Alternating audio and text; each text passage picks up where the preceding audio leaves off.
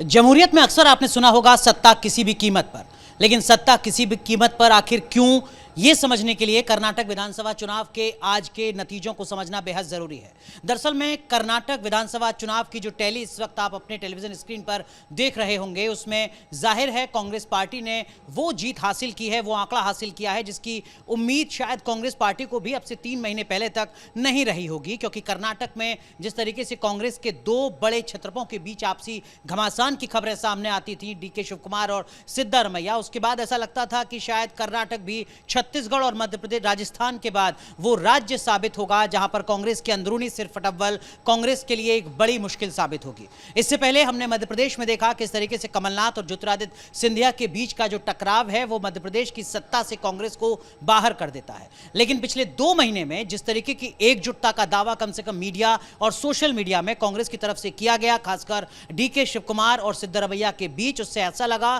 कि कांग्रेस पार्टी में सब कुछ ठीक है, सब कुछ चंगा है। और शायद यही एक बड़ी वजह रही कि कांग्रेस पार्टी आज पूर्ण बहुमत से कहीं आगे कर्नाटक विधानसभा चुनाव में नजर आ रही है। वो सत्ता की कुर्सी या वो सत्ता का रास्ता जिसका इंतजार राहुल गांधी को विशेषकर लंबे वक्त से था, क्योंकि राहुल गांधी की काबिलियत पर सवाल 2014 से लेकर अब तक लगातार खड़ा होता रहा। इसमें कोई शक नहीं कि इन बीते सालों में कांग्रेस पार्टी देश के कई राज्यों में सत्ता में पहुंची है, लेकिन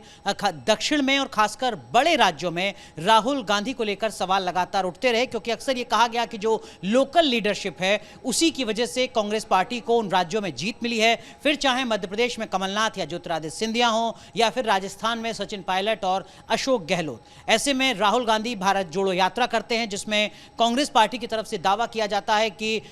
कन्याकुमारी से और कश्मीर तक सड़क पर पैदल पैरों से हिंदुस्तान को नापने वाला इकलौता अगर कोई नेता है देश में तो वो राहुल गांधी है। भारत जोड़ो यात्रा सफल है या फिर असफल हो चुकी है, राहुल गांधी सियासी तौर पर फेल हो चुके हैं, इस तरीके के तमाम सवालों का सामना राहुल गांधी लगातार करते रहे। लेकिन इस बीच कर्नाटक विधानसभा चुनाव के जो नतीजे आए हैं उन्होंने व्यक्तिगत तौर पर राहुल गांधी को एक बड़ी संजीवनी दी है, एक बड़ी राहत दी है। कर्नाटक विधानसभा चुनाव के नतीजों का मतलब क्या होगा राष्ट्रीय स्तर पर, यह अगर समझना है तो इसमें कई सवाल सामने आते हैं। मतलब सबसे पहला सवाल कांग्रेस पार्टी के लिए संगठन के तौर पर राजस्थान से, वो राजस्थान जहां पर सचिन पायलट और अशोक गहलोत के बीच में सियासी टकराव है, सरफटअव्वल है। राहुल गांधी अब अपेक्षाकृत मजबूत स्थिति में होंगे क्योंकि एक बड़े राज्य में, कर्नाटक के राजस्थान के समकक्ष एक राज्य में राहुल गांधी की भारत जोड़ो यात्रा की सफलता के बाद कांग्रेस पार्टी सत्ता में पहुंच रही है। ऐसे में राजस्थान में अगर कोई सख्त फैसला लेना है राहुल गांधी को तो शायद उन्हें लेने में आसानी होगी। इसके साथ साथ मध्य प्रदेश, छत्तीसगढ़ और राजस्थान में ही विधानसभा के चुनाव होने हैं। कर्नाटक की जीत के बाद राहुल गांधी के लिए, कांग्रेस पार्टी के लिए एक बड़ी राहत होगी कि इसी रणनीति के साथ वो कैसे आगे बढ़ पाते हैं। एक और बड़ा फैक्टर जो कांग्रेस पार्टी के लिए ज़्यादा मुफीद नजर आता है वो ये कि बाकी के वो तमाम क्षेत्रीय नेता जो 2024 में खुद को प्रधानमंत्री पद के दावेदार के तौर पर देखते हैं, फिर चाहे वो पश्चिम बंगाल के मुख्यमंत्री ममता बनर्जी हों, बिहार के मुख्यमंत्री नीतीश कुमार हों या फिर दिल्ली के मुख्यमंत्री अरविंद केजरीवाल हों, उनके लिए भी एक बड़ा झटका है, उनके लिए भी एक सबक है कि पूरे हिंदुस्तान में अगर कोई एक पॉलिटिकल पार्टी है जिसका सियासी वजूद है इन तीनों पॉलिटिकल पार्टी के मुकाबले तो वो कांग्रेस पार्टी है। लिहाजा प्रधानमंत्री पद के दावेदार के तौर पर विपक्ष में राहुल गांधी का जो कद है वो और ज्यादा मजबूत होगा। ये कुछ बड़े फैक्टर हैं जो आने वाले वक्त में देश की राजनीति में अपना असर छोड़ेंगे। लेकिन इन नतीजों के साथ कई चुनौतियां भी कांग्रेस पार्टी के लिए सामने आती हैं। मसलन सबसे पहले राजस्थान का जो सियासी टकराव है संगठन के भीतर, उसको कांग्रेस कैसे निपटाती है,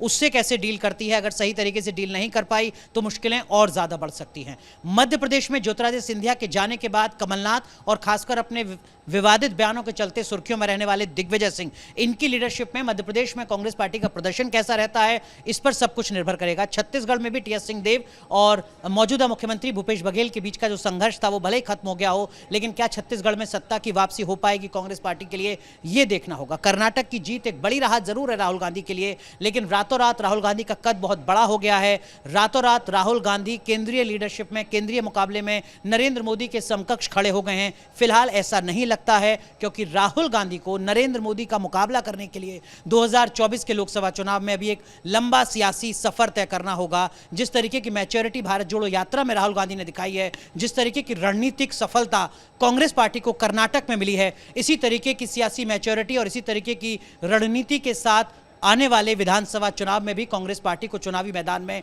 उतरना होगा।